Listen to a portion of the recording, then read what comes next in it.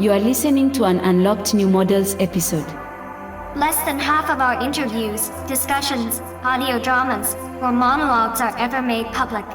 To access all of our content, or to join the discussions in our Discord server, visit patreon.com/newmodels or newmodels.substack.com. You're now listening to New Models.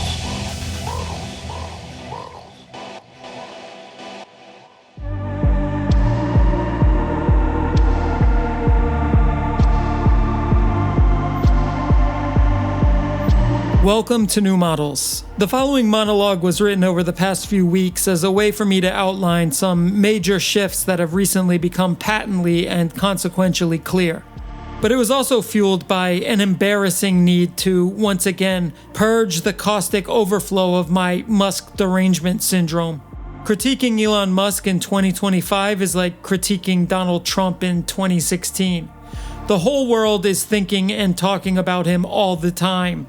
The chance of having an original thought about him is near zero, and all you end up doing is generating noise about an administration that deliberately aims to generate noise. But I am a mid-millennial dad, and I couldn't help myself, especially during the first half of this piece. And for penance, I have done a full 15-decade brosary of a cell phone, 10 cringes, and a cope and seethe. This monologue indeed contains noise. Fragments that very likely mirror takes published by others elsewhere. At times, while editing, I got frustrated I had written about Elon Musk at all. But upon finishing, I realized that the point of this piece was not the presentation of new noise, but the sculpting of noise into tones, tones into chords, and chords into something like a song. The current administration generates noise because noise is everything at once. You can get lost looking at individual frequencies or trace infinite narrative paths between random points. What follows is the path I've carved out of the noise, drawn toward certain harmonics, resonances, and refrains. Hopefully it serves as a kind of mnemonic device, a weird melody that organizes a jumble of dissonant notes and helps things click into place. And hopefully I'll never have to embarrass myself with millennial dad Elon Musk rants ever again. This is Hallucinator's Dice, written and read by myself, Lil Internet. Let's get into it.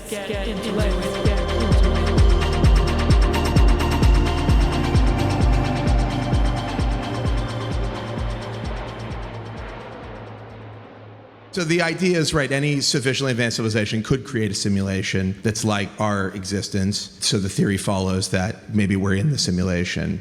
Have you thought about this? And a lot. Are we... So given that we're clearly on a trajectory to have games that are indistinguishable from reality, and those games could be played on any set-top box or on a PC or whatever, and there would probably be billions of such computers or set-top boxes, it would seem to follow that the odds that we're in base reality is 1 in billions. So tell me what's wrong with that argument. Is the answer yes? Is there a flaw in that argument? I mean, someone. I'm not sure what the error. No. The argument makes sense. So the assumption then is that somebody beat us to it, and this is a game. No. There's a 1 in billions chance that this is base reality. Oh, okay. What do you think? Well, I think it's 1 in billions. Okay. During a streamed panel for Vox's Code conference in 2016, Elon Musk claimed the odds that we are living in base reality rather than a simulation is 1 in billions. He was affirming his belief in simulation theory, the idea that everything in existence, you, me, the planet, the universe, is actually a computational simulation being run by someone or something in some inaccessible domain outside of the known universe. It seems crazy, but you have to take him at his word. It's not a quirky PR gimmick like Selena Gomez showing Jimmy Fallon how she hunts ghosts with an app. It's the epistemological framework through which Elon understands the entirety of existence. What we call physics, he calls a compression algorithm. What physicists call the Planck length, he calls the pixel size of reality. Schrodinger's cat is just efficient simulation. He says objects are rendered only when they are observed, just like a video game. My essence is reforming. Back in November, Elon became the #1 top player of the video game Diablo 4, according to his ranking on the Pit 7 leaderboard. In Diablo 4, demons are invading the world of Sanctuary, where factions of humans vie for power by developing ideological cults, hoping to gain control of the World Stone, a magical object with the power to shape reality itself. You and I can put things back in order. Elon Musk is also the #1 top player according to his ranking on the net worth leaderboard of what he perceives to be another video game, but we perceive as life on Earth. This game also features factions of humans vying for power through ideological cults, but instead of the reality-shaping World Stone, there's a reality-shaping social media platform called X, and Elon Musk already owns it. Elon thinks X is based, which means it is the base code of his and maybe our simulated reality. Your lives and those of all humanity depend on what you do next. It's 2025 and there's a gamer Burning Man billionaire who loves ripping fat lines of K in the White House, and somehow I am not amused. Elon has openly discussed his use of ketamine, praising its effectiveness in alleviating depression. While I first tried ketamine in 2002 on the floor of an empty indoor pool at a squat rave in London where a car got firebombed by a rival promoter, I later found it to be a rewarding psychedelic tool and developed a strict protocol and ritual for its use. I would only take ketamine a few times a year, always with the goal of reaching the disembodied, hallucinatory, immersive world of the K-hole. To go full K-hole, you have to wait at least a month between doses. Tolerance rises quickly and resets slowly. I'd turn all the lights off, put my phone on Do Not Disturb mode, because nothing is scarier than being disturbed during a K-hole, and put on a custom playlist of specially selected ambient, tracks by BV-Dub, Barker, and Kato's beatless versions. Crystalline arpeggios and spacious pads, no drums, no words, evoking that quantum state of simultaneous melancholy and euphoria, a feeling rarely encountered in music's absence. In high school, I was friends with some older raver junkies, and they had wallpapered their entire bedroom with Fort Dodge Ketaset brand ketamine labels peeled off the diverted veterinary vials that they would order by the case. Vials like this are rare on the black market now, but I used to call ketamine liquid internet when they were still around. It feels like Wi-Fi access for your brain, your disembodied consciousness traveling through a simulated world dense with thoughts and information. Once I floated over a city that was nothing but towering glass skyscrapers. Suddenly the facade of every building shattered, but instead of falling down, the glass shards all fell up, twirling and glistening in the sunlight in slow motion, as if some weak gravity was pulling them towards heaven, the entire scene rendered in hyper HD clarity. It's wild to realize that your brain is capable of accurately simulating these environments, that it can keep track of the physics and position of thousands of unique glass fragments. Your brain can render countless individual stalks of tall grass and flowers bending in waves in the wind, fractal ranges of forested mountains and rippling azure seas. Your weightless soul soaring over vistas so beautiful it'll make you cry. You know it's a good K-hole when it brings you to tears. Ketamine also makes you feel like a genius, albeit temporarily. It increases glutamate transmission in the prefrontal cortex, which crackles with new synaptic connections. The trade-off, unfortunately, is that you have the memory of a goldfish. You'll think you found the secret of the universe, then forget it immediately.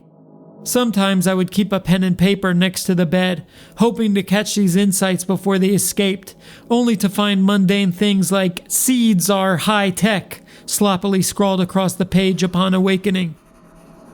The ketamine headspace is full of synchronicities and a sense of the profound, which tends to inflate the significance of your insights.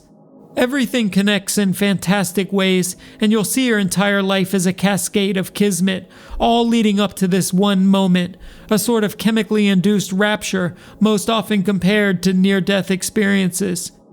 Regular ketamine users often feel that they are making progress in the ketamine simulation, that they are revisiting an autonomous, persistent world during each trip, that they are getting closer and closer to uncovering some ultimate, transcendent revelation. But it's only ever inside your own head. On drug nerd message boards, I've seen the word noetic used to describe the embodied sensation of profoundness common to psychedelic experiences. There's a warm push accompanied by a rushing flood of pattern recognition, like skipped rocks traveling across the entire length of a still pond. These noetic moments make you feel as if you've discovered some existential truth, but seeds are high-tech, never hits the same sober. Ketamine is classified as a dissociative anesthetic.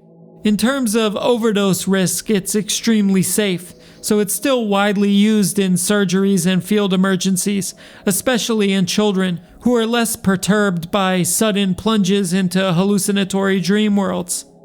Ketamine dissociates you from your physical body and thus from embodied reality. It is indeed a very internet drug. But there's a paradox to this effect. While the external world appears as if behind a screen, like a movie or video game, you feel an enhanced connection to the ego and conscious self. This, savvy doctors realized, helps make it an excellent antidepressant, and in the United States, the legal therapeutic use of ketamine is now a multi-billion-dollar industry. If you're in the Berlin club scene, however, you probably know someone who started losing their grip on reality due to ketamine abuse, whether they developed schizotypal delusions or experienced full-on psychosis. Spend too much time in the K-hole and its simulation starts to cross over into the real world. The noetic feeling doesn't wear off with sobriety anymore, and day-to-day life becomes filled with revelatory truths and synchronicities drawn from tenuous or non-existent connections. Extreme addiction, while relatively rare, can lead to a kind of solipsistic megalomania, the feeling that you're a god, player one, in a simulated world created solely for your own experience. No one knows their place anymore, do they? I'm definitely not alleging that Elon Musk is suffering from some ketamine-induced solipsistic megalomania, but the drug does share a certain experiential resonance with the player one god mode way of being, and his relationship with the truth is very fluid. Remember when Elon Musk tweeted that the fat schizophrenic QAnon guy with the ponytail who attacked Nancy Pelosi's husband with a hammer was actually a spurned gay rent boy? Or when Elon Musk tweeted that the diver who saved 12 kids from a flooded cave in Thailand was a pedo guy because he had said the miniature submarine Elon sent was just a PR stunt. Elon ruined that guy's life, had private investigators in 2 countries digging through his past, only to find nothing. Ironically, the diver ended up rescuing the children using ketamine and an oxygen mask so that they wouldn't panic during the slow, terrifying journey out of the cave. Elon could have skipped the mini-submarine and just sent him some ketamine. These lies were simply petty and cruel, but Elon's recent fabrications are more consequential. He tweeted that his Doge department uncovered a $9 million payment to Reuters news agency for a large-scale social deception campaign. It was actually a grant to Reuters' government consulting branch for defending government employees from social engineering attacks. Later, Elon misunderstood how the antiquated social security database worked and alleged that millions of dead people were collecting checks in what might be the biggest fraud in history. I wonder if these false claims could be the product of some kind of noetic addiction. Maybe Elon desires that warm push of synchronicity so strongly that he starts hallucinating things. A mundane defense consulting contract becomes evidence of a government psyop in collusion with the world's largest news agency. Perhaps Elon believes that some heroic revelation of fraud is the only possible outcome for his Doge project, as if fate dictates that the long chain of successes propelling his rise must never be broken. The anthropic principle, often cited by simulation theorists, is the idea that the physical laws of the universe seem to be finely tuned specifically for the existence of humankind. Elon Musk condenses the anthropic principle a couple orders down. The physical laws of the universe seem to be finely tuned specifically for the existence of Elon Musk. Every step towards that final cutscene on Mars must affirm this, or else Elon, and thus humanity, is nothing more than a cosmic accident. When Grimes tried to reach him about their child's health emergency, he ignored it. Such negative disruptions have no place in Elon's simulation. They do not fit the pattern-matching euphoria of his noetic ascent. Elon is on Do Not Disturb mode, because nothing is scarier than being disturbed during a K-hole. Understanding that Elon really believes the simulation theory explains a lot. But it doesn't explain why millions of people willfully, even fanatically, choose to be non-player characters in another man's simulation.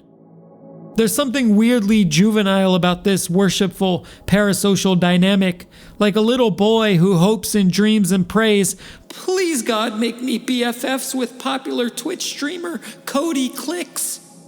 Many of Elon's worshippers share his conspiratorial nature. They also share his distaste for government, and they too consider themselves defenders of free speech. But this only makes it make less sense.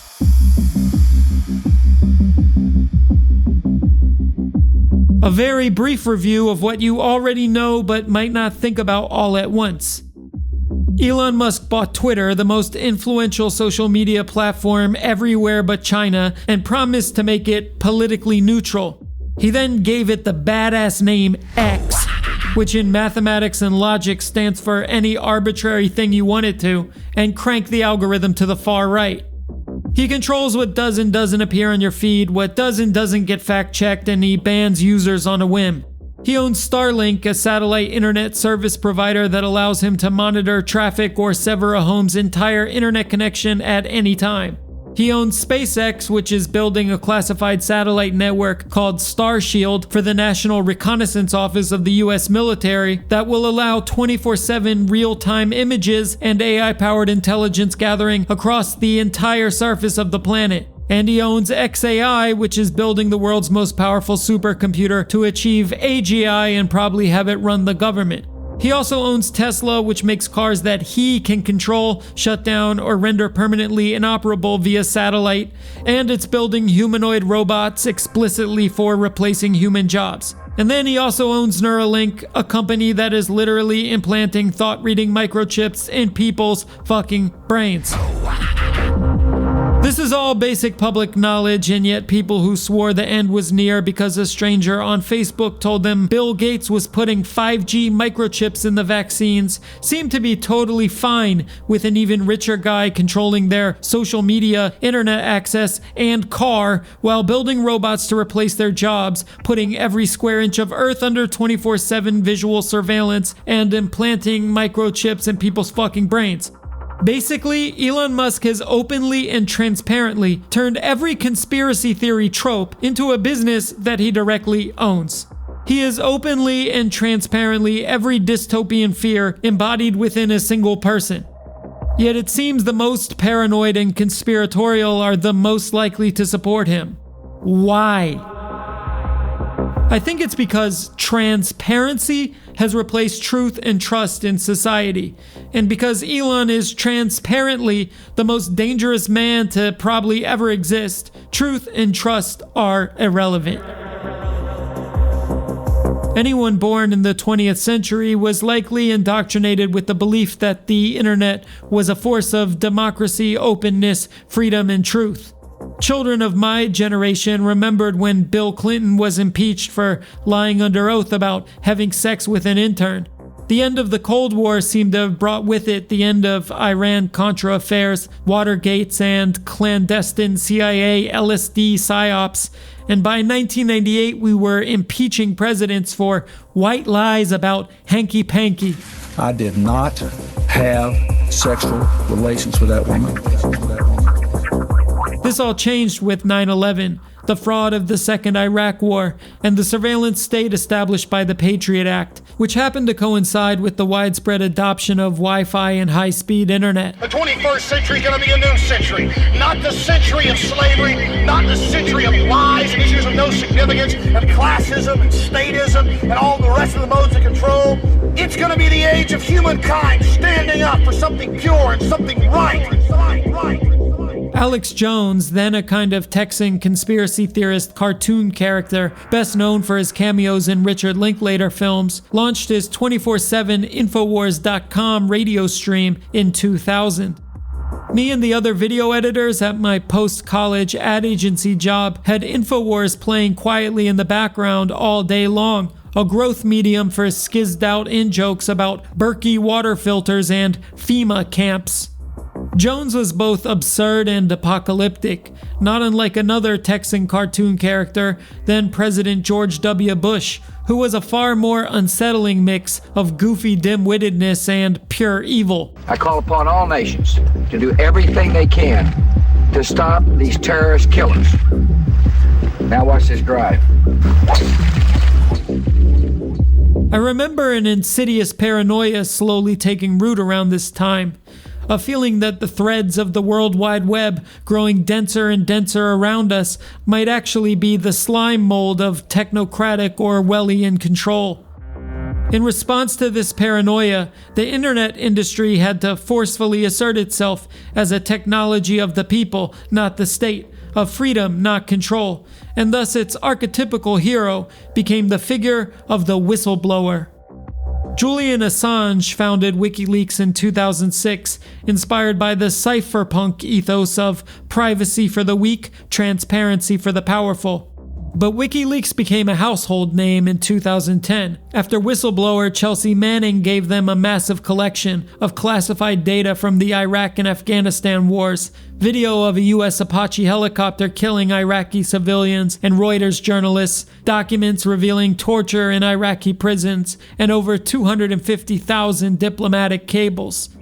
Edward Snowden's NSA leaks followed in 2013, becoming the subject of the Academy Award-winning documentary Citizen4 the next year, and dramatized in the Oliver Stone film Snowden 2 years after that. Both WikiLeaks and cryptocurrency have their origins in cypherpunk, an early 90s technocratic ideological movement that emerged from an online mailing list of the same name. It's difficult to overstate how influential the cypherpunk mailing list has been. Its members included the co-founder of the Electronic Frontier Foundation, John Gilmore, BitTorrent creator Bram Cohen, PGP encryption creator Phil Zimmerman, Tor developer Lucky Green, as well as Bitcoin inventor Satoshi Nakamoto and WikiLeaks founder Julian Assange. The cypherpunks imagined a future of sovereign individuals without any need for government. The organization of society would emerge naturally out of free markets and free information, with truth and trust replaced by cryptographic proofs and transparency. Democratic processes, when needed, would be achieved through rough consensus and running code, to borrow a phrase from the internet architecture pioneer David D. Clark. The cypherpunks saw truth as being inherently flawed, controlled by corruptible human-led institutions and governments.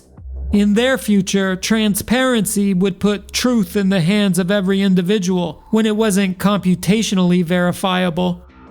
After 9/11 and the subsequent invasion of Iraq, nobody trusted the government to tell the truth, and WikiLeaks offered transparency as an alternative. The cypherpunk mailing list was overwhelmingly populated by programmers. To be a programmer is to be the god of simulations you design, fine-tuning their physics with code. These small gods work a lot and work alone, and so code inevitably becomes the analogy through which programmers try to understand human affairs in embodied reality, formalizing and predicting social phenomena as if-then-elses with bracketed sets of constraints. But humans are neither rational nor deterministic. They do not reliably follow ifs with thens. And most importantly, their choices outside of code space are not subject to predetermined constraints. In 1993, original cypherpunk John Gilmore famously stated, "The net interprets censorship as damage and routes around it." It's interesting that over 30 years ago, Gilmore had already collapsed the network and its users into a single cyborg swarm called the Net, but his statement was perhaps more widely applicable than he thought. It's not just censorship that the cyborg swarm will route around, it's any constraint placed in the way of incentives. Digital infrastructure rarely operates as planned. Cryptocurrency has been the largest, most significant experiment in applied cypherpunk philosophy. Transparency is foundational to blockchain, the so-called trustless protocol upon which cryptocurrencies operate. And the fact this simple technology has maintained an accurate record of all transactions and account balances for years without interruption is significant to say the least. But the human protocols, the social and semiotic infrastructures that have sprouted up around this transparent blockchain backbone are dominated by deception, fraud, and lies.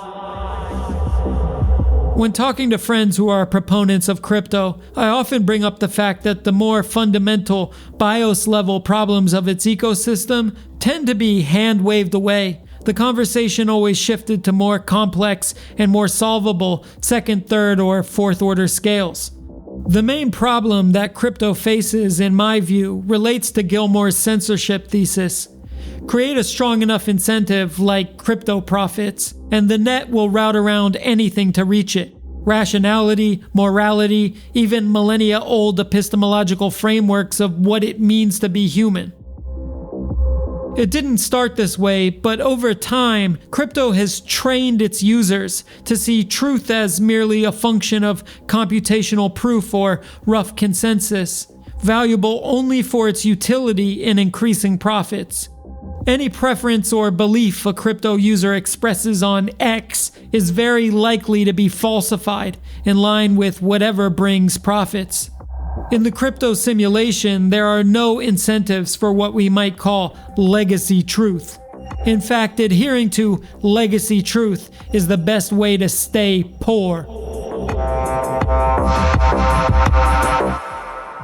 Once at a bar in Hong Kong, a friend introduced me to Liar's Dice, a popular drinking game. Each player rolls 5 dice in a cup, keeping them hidden from the others. Players then take turns bidding on the total number of dice, showing a specific face, with bluffing as a crucial part of the strategy. On each turn, you can either raise the previous bid or accuse the player of lying, in which case the dice are revealed and the loser drinks. Crypto is a kind of liar's dice game. The only truth is a transparent numeric proof, and deception is rational and natural everywhere else. This liar's dice dynamic seems to emerge anytime truth is outsourced to a quantitative numeric system, whether it's the blockchain or dice in a Hong Kong bar.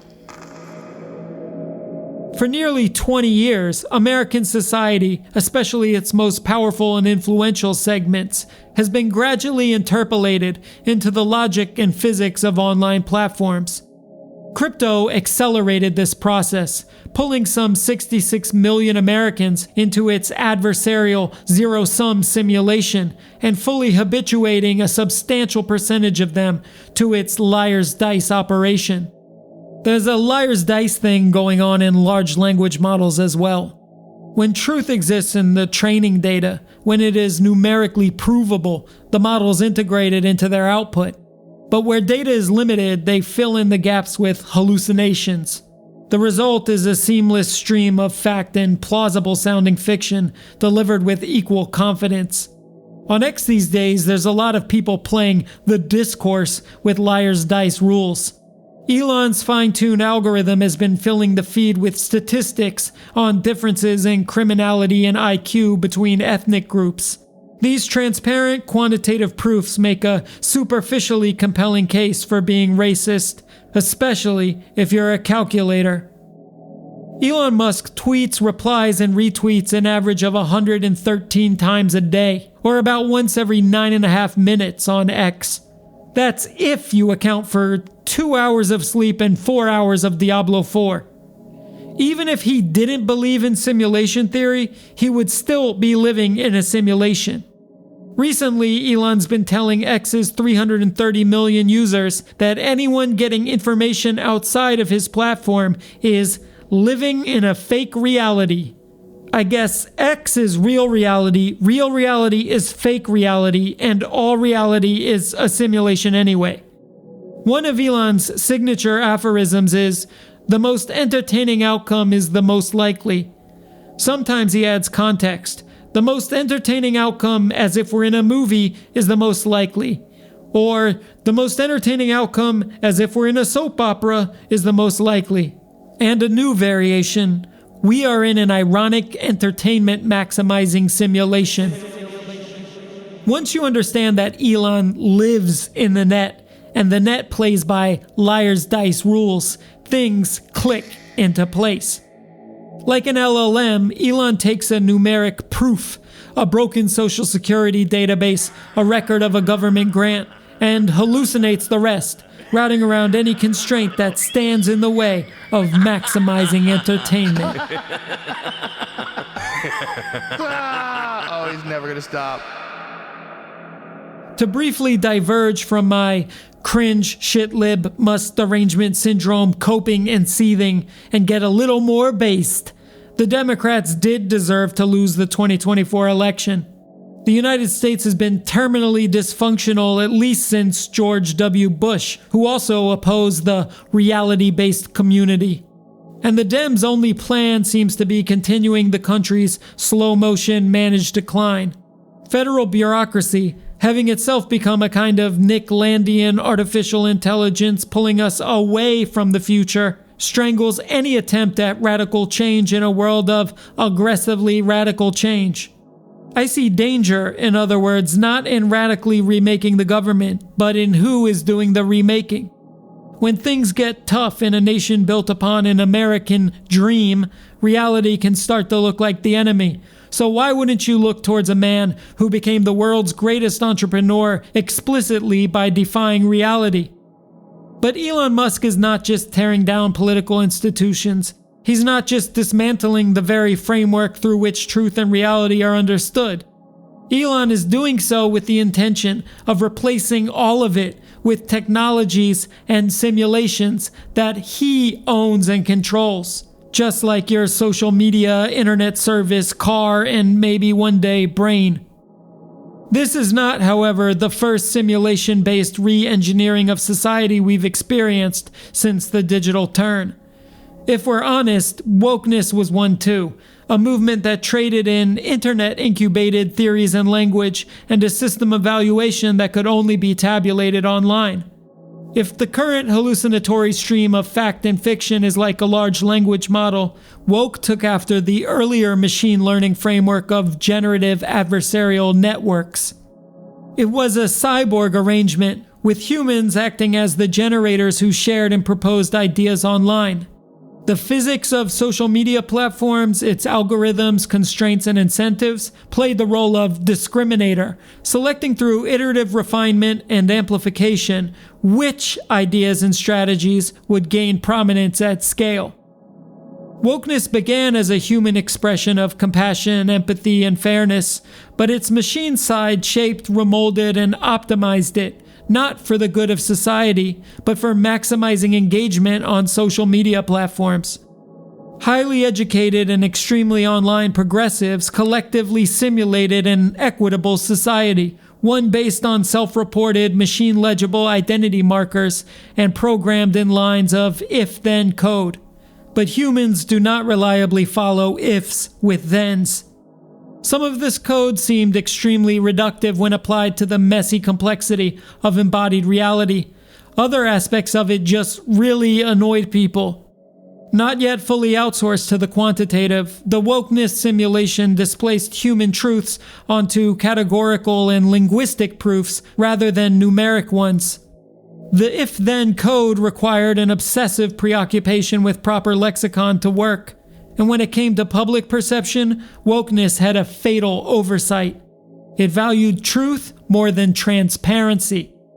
Its taboos stifled debate, prohibited certain topics from discussion, and led to a general feeling of fear and worry that saying what you're thinking could have negative repercussions.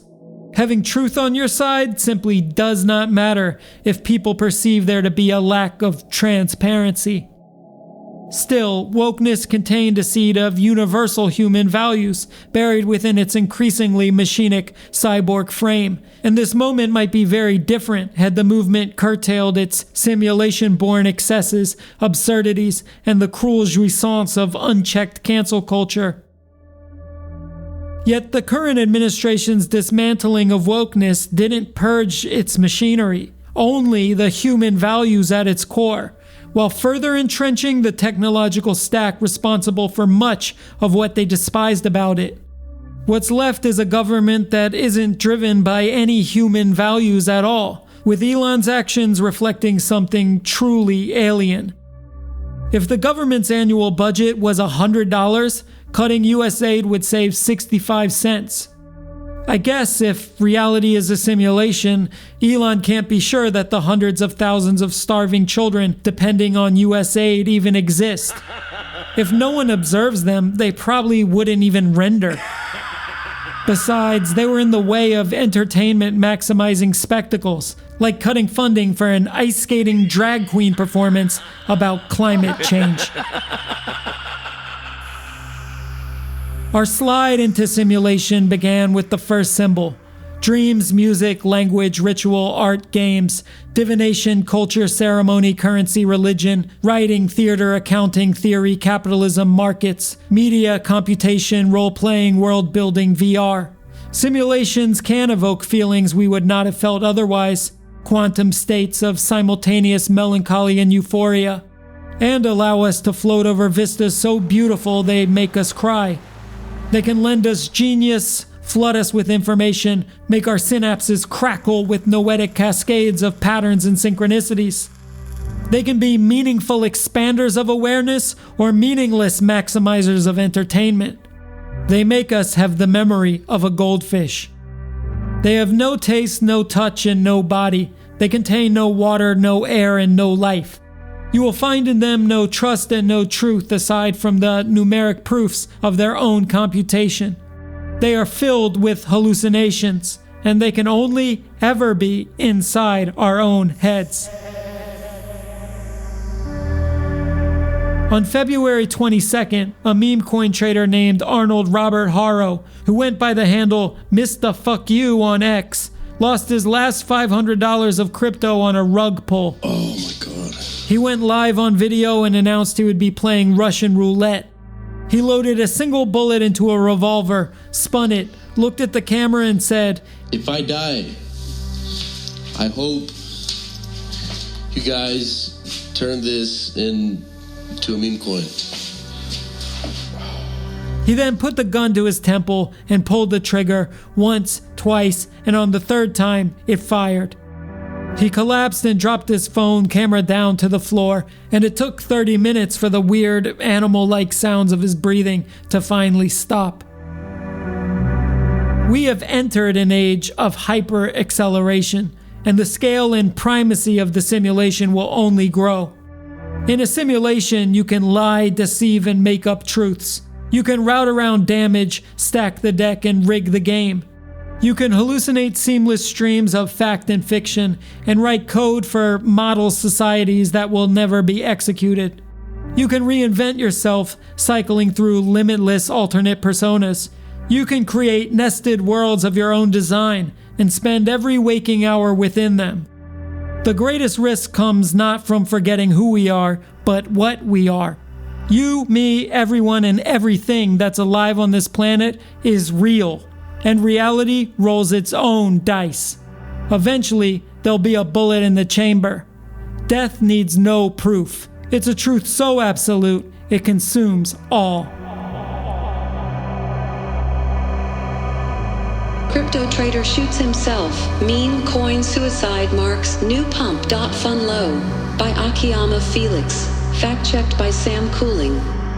A heartbreaking event happened in crypto, and it is sad news. A crypto trader known by the handle Mr. Fuck You, aka I'm really poor, took his own life by suicide during a live stream on X after suffering a financial loss. Best crypto to buy after the tragedy? Just 23 years old, he had invested his last $500 into a Solana meme coin, only to see it vanish in a rug pull. Here too, find the best Solana crypto layer 2 to buy to avoid a rug pull. A layer 2 for Solana will sling its capacity, making it even more welcoming for newcomers.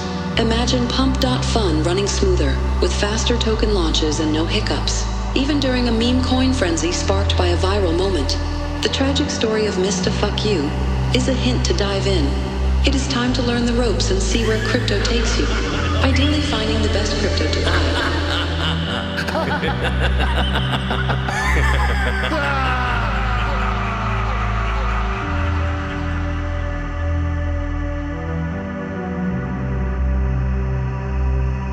This has been a New Models production. Hallucinator's Dice was written, read, edited, scored, and mixed by Lil Internet. The majority of our audio is available only to subscribers. For membership and access to our full archive, visit patreon.com/newmodels, or you can join us on Substack at newmodels.substack.com. To learn more about New Models, visit our website at newmodels.io.